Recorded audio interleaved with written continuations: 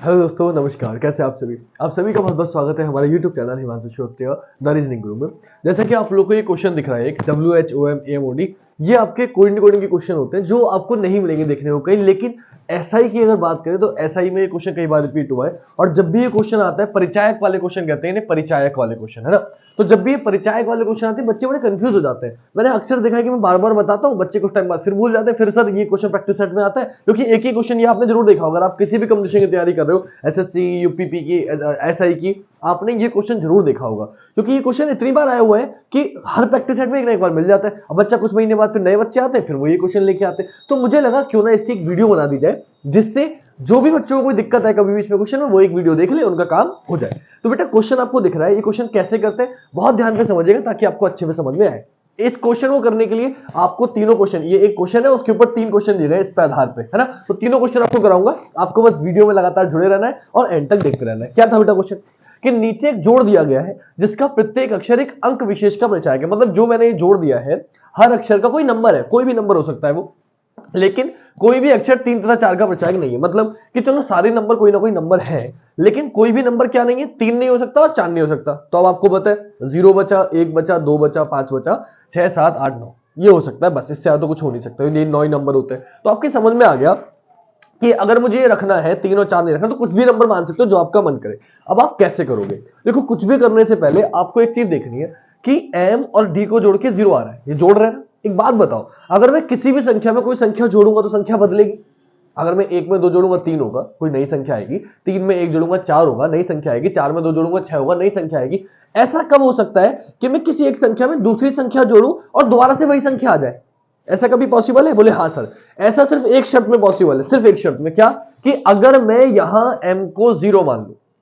अगर मैंने m को 0 मान लिया तो आपकी समझ में आ जाएगा। क्या समझ में आ जाएगा? कि सर ये तभी पॉसिबल है, मैं इसके नंबर इधर लिखूंगा बेटा साइड में, कि अगर मैं m को 0 मान लूं तो नीचे जो भी संख्या मैं जोड़ूंगा, यहां पे प्लस, यहां जो भी प्लस करूंगा जोड़ के क्या आएगा? 0, वही संख्या आ जाएगी, है ना। यहां में m को अगर 0 मान लेता हूं तो d की जगह में जो भी रखूंगा, यहां पे 2 रखूंगा तो 2 आएगा, 4 रखूंगा 4 आएगा, 6 रखूंगा 6 आएगा। तो इसका मतलब एक चीज क्लियर हो गई कि m का मतलब क्या है?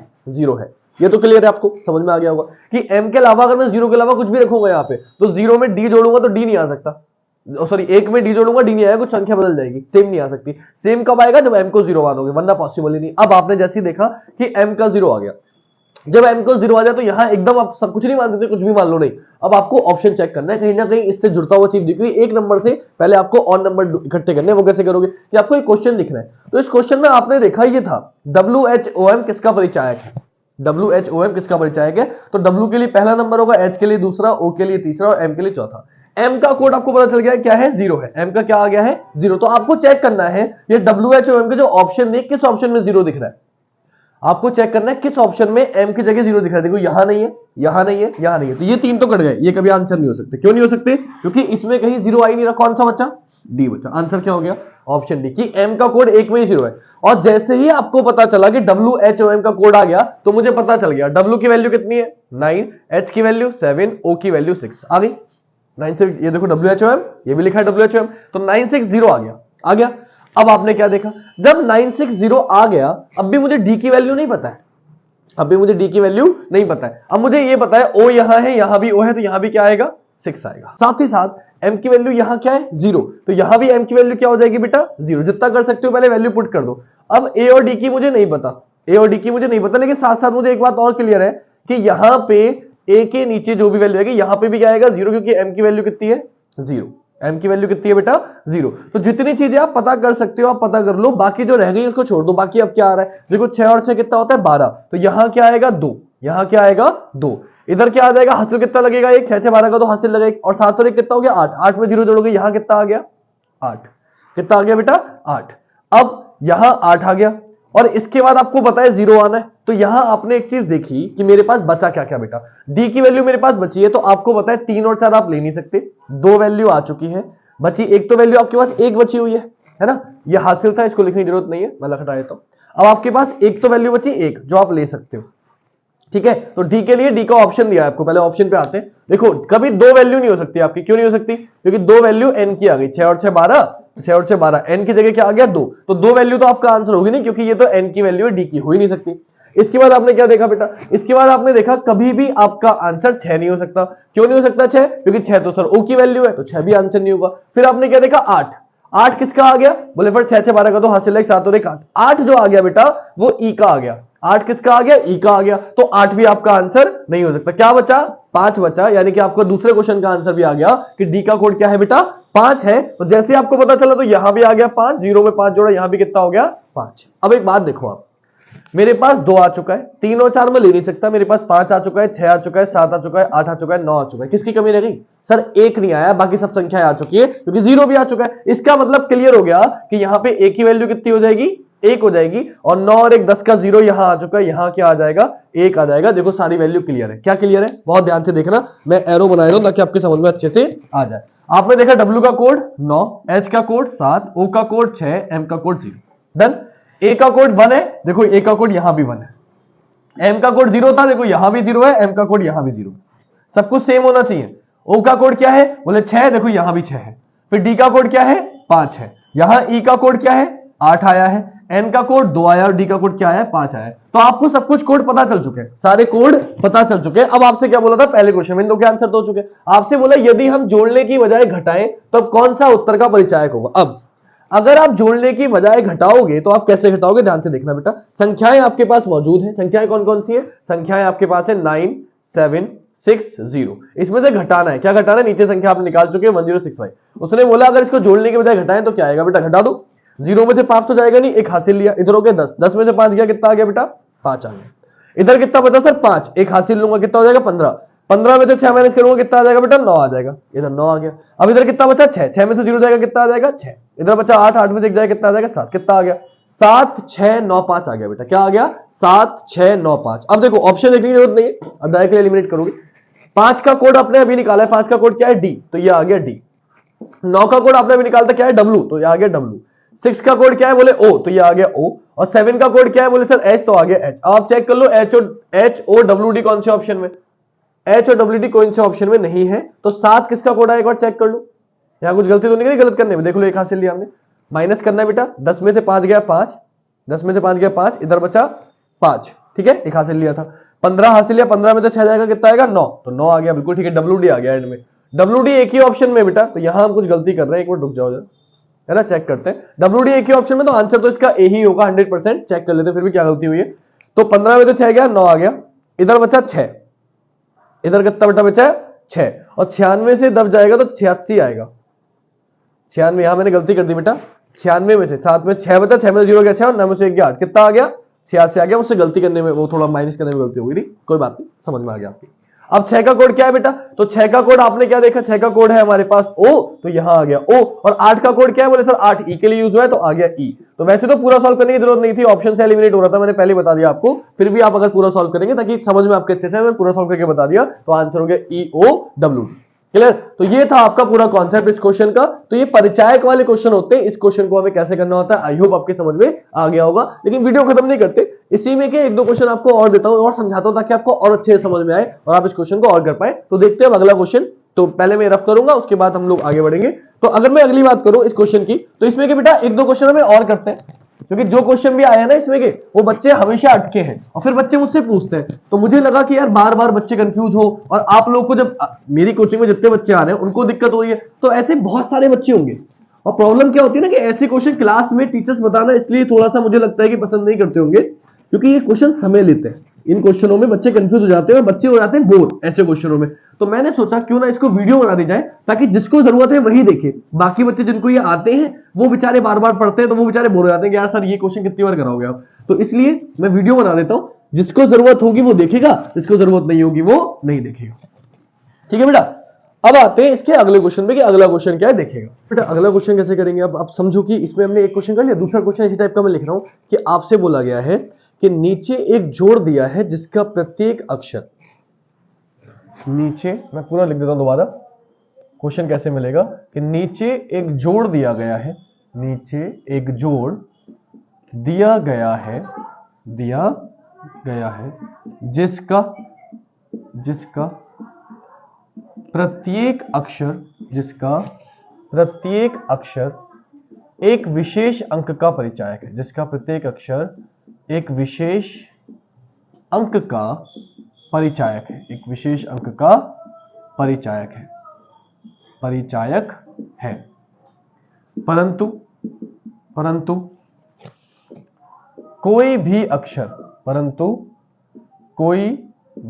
अक्षर, क्वेश्चन दिखाना बेटा आपको, परंतु कोई भी अक्षर 2, 6, 8, 9 का परिचायक नहीं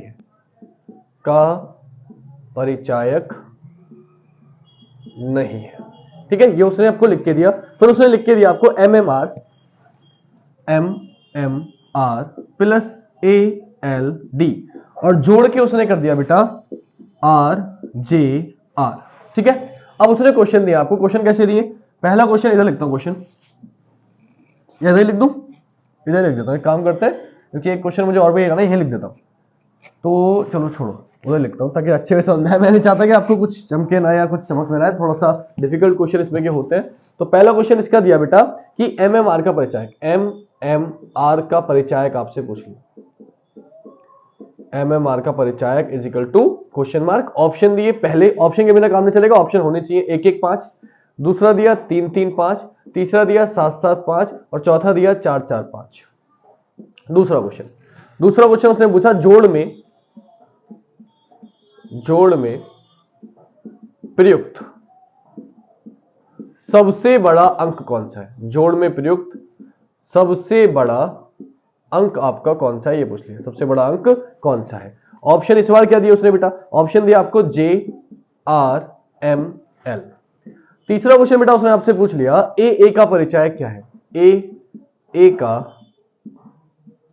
परिचायक is equal to question mark, क्या है पूरा लिख लेना है ना। ऑप्शन दिए 0, 0, 1, 1, 3, 3, 5, 5। ये आपका क्वेश्चन है, इस तरीके से पूरा क्वेश्चन मिलेगा। देखो अब क्या करेंगे, जो जोड़ दिया होता है ना उससे अंदाजा लगता है कि आपको पता है। अभी एक चीज जो पिछले क्वेश्चन में वही इसमें हुआ है कि भाई R में D जोड़ के R आ रहा है, तो आपको पता है तभी पॉसिबल, किसी भी संख्या में कोई संख्या अगर जोड़ोगे तो नई संख्या आएगी, सिर्फ तभी पॉसिबल है जब D की वैल्यू क्या हो, 0। तो आपने समझ लिया, मैंने इसको यहीं फिर से सॉल्व कर लेते हैं कि प्लस 1, 2 जगह छोड़ी, यहां 0 है, जब मैं प्लस में यहां 0 में कोई भी संख्या है उसमें 0 प्लस करूंगा तभी यहां पे आएगा। तो आपको पता चल गया कि D की वैल्यू कितनी है, 0 है। D की वैल्यू कितनी है बेटा, 0 है।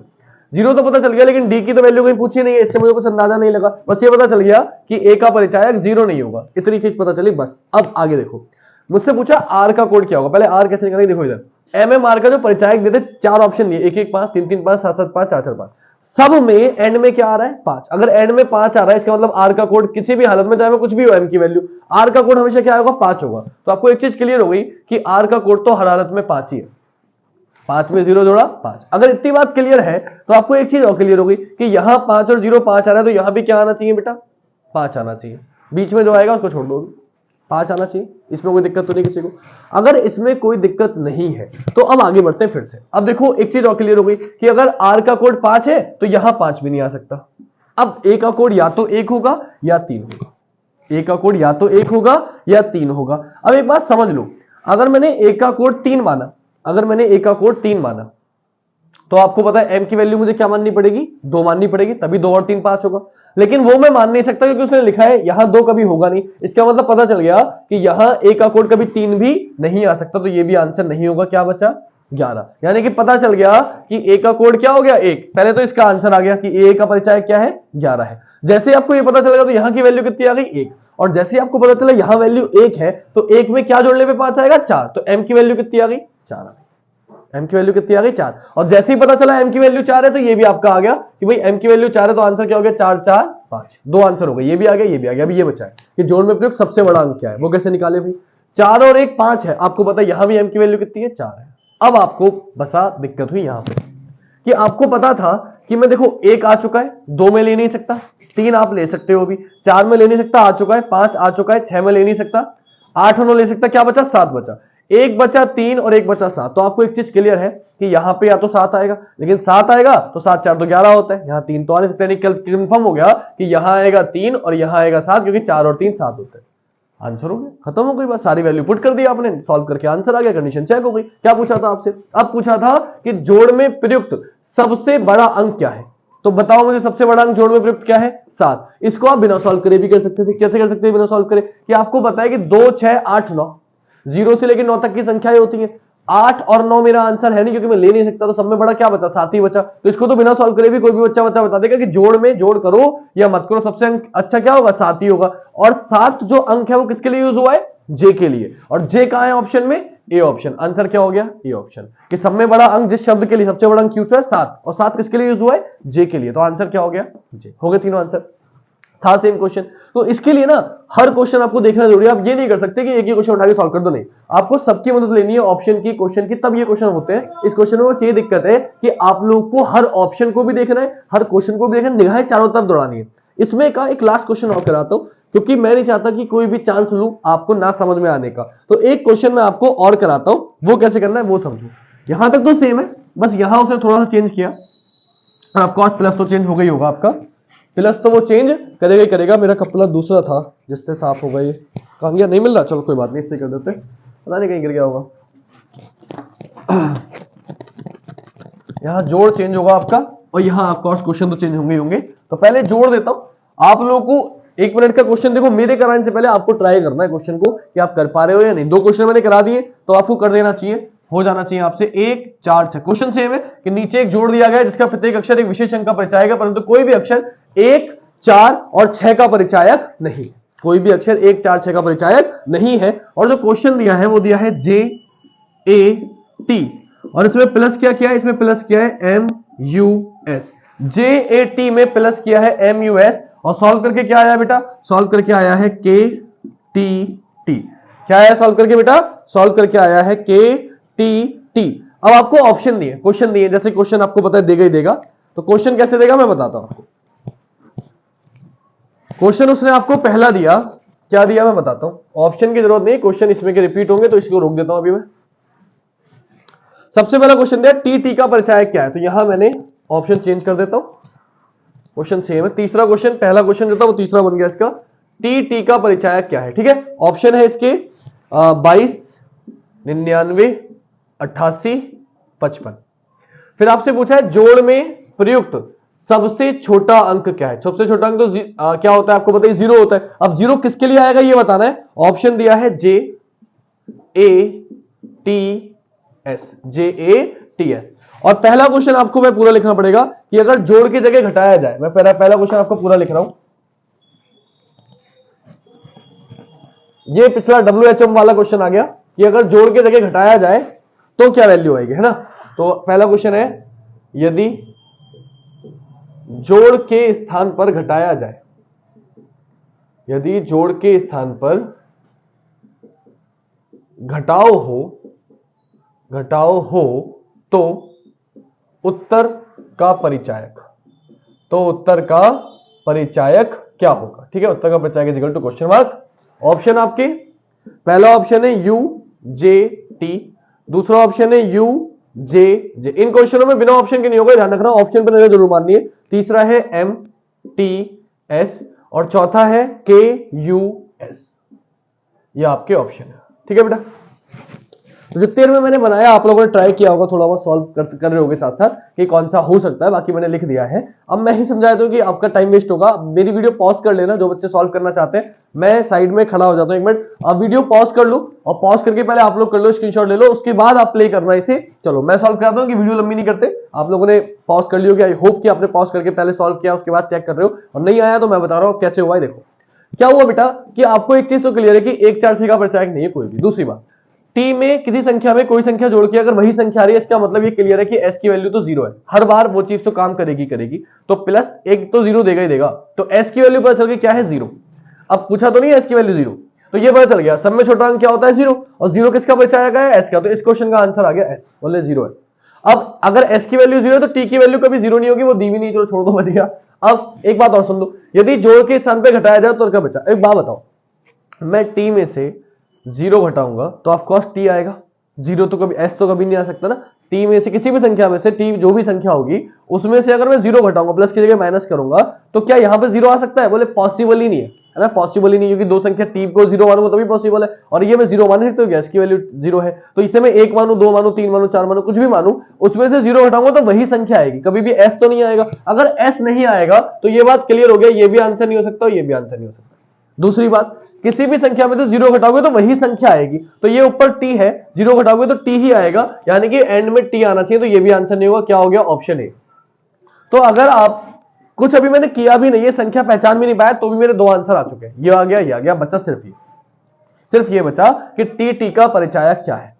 अब टी का परिचायक मैं कैसे चेक करूंगा बेटा? तरीका तो मेरे पे कोई है नहीं, बस ऑप्शन एलिमिनेट कर सकते हो आप लोग कि ऑप्शन को एलिमिनेट करके हम आंसर निकाल सकते हैं, बाकी तो कोई तरीका है नहीं। अब टी का परिचायक क्या हो सकता है, हमें बस ये सोचना है बेटा कि हम क्या जोड़ें जिससे टी का परिचायक क्या आ जाए, ये आ जाए। अब देखो, बहुत ध्यान में समझते हैं ताकि अच्छे से वही समझ में आए। मान लो ऑप्शन डी से स्टार्ट करते हैं, पीछे से स्टार्ट करते हैं हमेशा, क्योंकि आंसर चाहे कुछ भी हो, ये आंसर हो, लेकिन स्टार्ट हमेशा हम पीछे से करेंगे।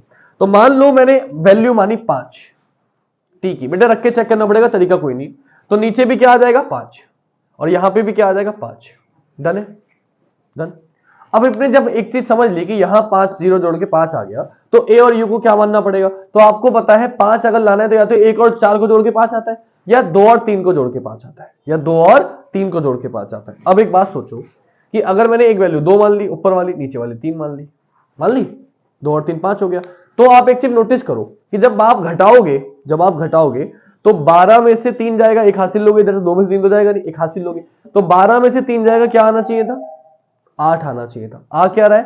5 आ रहा है, क्योंकि यहां तो लौट फिर के 5 ही रहेगा ना, ये 8 आना चाहिए। जोड़ के स्थान पर घटाया जाए तो यहां वैल्यू कितनी आनी चाहिए? 8 आनी चाहिए। 12 में से 3 जाएगा, 8 आएगा, और 8 क्या है? यहाँ पे जे है, वैल्यू क्या है? जे। तो यहां पर क्लियर हो गया कि जे की वैल्यू कितनी आ गई? 8 आ गई। अब आपने क्या देखा कि अब मैं क्या नंबर बचा मेरे पास फिर? तो आपको पता चल गया, 1 में ले नहीं सकता, 2 आ चुका है, 3 आ चुका है, 4 में ले नहीं सकता, 5 आ चुका है, 6 में ले नहीं सकता, 7 और 8 और 9। अब बचा या तो 7 या बचा 9, या तो मैं 7 ले सकता हूं या मैं 9 ले सकता हूं। अब आपको एक बात समझनी है, दो ही संख्या बची, 7 और 9। 8 में 7 जोड़ोगे तो संख्या बढ़ी, और 8 में 9 जोड़ोगे तो भी संख्या बढ़ी, 2 अंकों की आएगी, जबकि मुझे के एक ही अंक का चाहिए। हर अंक एक ही हो सकता है, ऐसे नहीं हो सकता 10 बोल दो आप, नहीं, एक 0 से लेकर 9 तक की कोई संख्या आएगी, तो 8 में 7 जोड़ू या 9 जोड़ू, किसी भी हालत में संख्या 2 अंकों की आएगी। इसका मतलब एक बात क्लियर हो गई कि किसी भी हालत में टी का परिचायक 5 तो नहीं हो सकता, 5 तो नहीं हो सकता, यानी कि इतनी मेहनत हमारी बेकार गई। 5 मेरा कभी भी आंसर नहीं होगा बेटा। अब 5 नहीं होगा तो मैं क्या उठाऊंगा? 8 उठाऊंगा। चेक ही करना पड़ेगा बेटा। मैंने टी की वैल्यू 8 रख दी, 8 में 0 जोड़ा, कितना आ गया? 8 आ गया। यहां भी क्या चाहिए मुझे? 8 चाहिए। 8 कैसे आ सकता है भाई? ए और यू कोई भी संख्या माननी है आपको, और लेके क्या आना है? 8 लेके आना है। अब 8 कैसे लाऊं? तो आपको पता है मैं 1 और 7 जोड़ सकता हूं, लेकिन 1 ले नहीं सकता मैं। फिर 2 और 6 में ले नहीं सकता, क्यों? क्योंकि आपको पता है 6 मुझे ले नहीं सकता हूं मैं। फिर 3 और 5 ले सकता हूं 8 बनाने के लिए, तो 1 को मैंने 3 मान लिया, 1 को मैंने 5 मान लिया, 3 और 5 8 हो गया। अब फिर सिंपल सी बात है, जब माइनस करोगे, क्योंकि माइनस जोड़ के साथ में घटा हो जाए तो जे आना चाहिए, तो मैं इधर से एक हासिल लूंगा, इधर हो जाएगा 13। 13 में से 5 माइनस करूंगा, 8 आएगा, जबकि चाहिए आना क्या चाहिए? जे आना चाहिए। इसका मतलब क्या है कि यहां पे 3 नहीं हो सकता। मैं उल्टा करके देखता हूं कि चलो यार काम करते हैं ना, उल्टा कर देते हैं, 5 और 3, ये भी तो हो सकता है। मैंने ऐसे करके देखा। अब जब मैंने ऐसे करके देखा, यहां से एक हासिल लूंगा तो कितना हो जाएगा? 15, और 15 में से 3 जाएगा तो कितना आएगा बेटा? बोले साहब 15 में से 3 जाएगा तो आएगा 12। क्या आएगा? 12। तो आपको क्लियर हो गया कि यहां पे जो आएगा 12 यानी कि 2 आएगा, एक हासिल जाएगा, फिर 2 आएगा। अब 2 किसकी वैल्यू हो गई? फिर जे की। 2 किसकी वैल्यू हो गई? जे की। क्या है? 2 आएगा। यहां मैंने अब 2 रख दिया। क्या रख दिया बेटा? 2 रख दिया। जब मैंने यहां 2 रखा तो आपको एक चीज और क्लियर हुई कि सर 2 में से कोई संख्या घटा के 3 आ सकता है, क्योंकि यहां यू है, और घटा के यहां पे ऐसी संख्या रखनी है कि यू आ जाए। 2 में से ऐसी संख्या घटानी है कि यू आ जाए, वो पॉसिबल ही नहीं, क्योंकि 1 मान नहीं सकता और 2 में से 2 मानूंगा नहीं। इसका मतलब क्या है? इसका मतलब यह है बेटा कि यहां पे आंसर आप 8 भी नहीं रख सकते, तो क्या आएगा? 9। अब 9 रखो बेटा, यहां 9 रखा, 9 में से 0 गया, 9 आ गया। यहां भी क्या आएगा? 9 आएगा। 9 कैसे आ सकता है सर? बोले 9 सर 2 तरीके, 4 आप मान नहीं सकते, 1 और 8 1 मान नहीं सकते, 3 और 6 6 मान नहीं सकते, 4 और 5 मान नहीं सकते, 5 और 4 मान नहीं सकते, 6 और 3 मान नहीं सकते, बचा 7 और 2। सिर्फ एक ही तरीका है कि 7 और 2 को जोड़ो तभी आंसर आएगा, वरना आंसर आएगा ही नहीं। तो 1 को मैंने मान लिया 7, 1 को मैंने मान लिया 2। 7 और 2 कितना हो गया बेटा? 9 हो गया। इतनी बात क्लियर है। अब देखो 7 में से 2 जाएगा तो कितना आएगा? 5। 7 में से 2 जाएगा तो कितना आएगा? 5, यानी कि जे की वैल्यू कितनी आ गई? 5 आ गई। ये बात क्लियर है। अब आप देखो, जब 5 वैल्यू आ गई जे की, तो अब आपको क्या देखना है कि मैं क्या क्या ले सकता हूं। तो अभी मेरे पास क्या क्या बचा है? 1 में ले नहीं सकता, अभी मेरे पास 3 बचा है और मेरे पास 8 बचा है। तो आपको पता है मैं जोड़ रहा हूं, तो डेफिनेटली मैं क्या कर दूंगा? यहां 3 जोड़ दूंगा, यहां क्या आ जाएगा? 8। 5 में 3 जोड़ दिया, कितना हो गया बेटा? 8 हो गया। 5 में 3 जोड़ दिया कितना हो गया 8 हो गया, आ गया 8 9 9। अब चेक कर लो एक बार हम वैल्यू देख लेते हैं, चेक करते हैं। अगर मैं माइनस करूंगा तो वैल्यू आ रही है या नहीं आ रही है। तो 9 में से 0 गया 9, बोले हाँ टी आ जाएगा। 7 में से 2 गया 5, बोले हाँ सर जे आ गया। और 7 में 2 गया 5, 5 में से 3 गया 2, तो देखो 2 पर क्या है यू, देखो यू आ गया, बोले हाँ सर ठीक है। प्लस किया तो 8 9 9 आ गया। वैल्यू मुझे पता है तो देखो माइनस करके दिखाता हूं। 5 7 9 में से 3 2 0 माइनस करो, वैल्यू चेक करनी पड़ती है मुझे बार बार। 9 में से 0 गया 9, 7 में से 2 गया 5, और 5 में से 3 गया बेटा 2, कितना आया 2 5 9। 9 पर क्या होता है, बोले सर 9 पर मेरा टी आया है। 5 पर क्या होता है, बोले सर 5 पे मेरा जे आया है। 2 पर क्या होता है, बोले सर 2 पर मेरा यू आया है। क्या यूजेटी मेरा आंसर था, बोले हाँ सर यूजेटी आंसर था, यानी कि यह आंसर मेरा आ गया। तो आंसर क्या हो गया यूजेटी, यानी कि टीटी का वैल्यू क्या आया, बोले फिर टीटी की वैल्यू हो गई 9। 9 रख के ही मेरा आंसर आ रहा है, वरना मेरा आंसर नहीं आ रहा।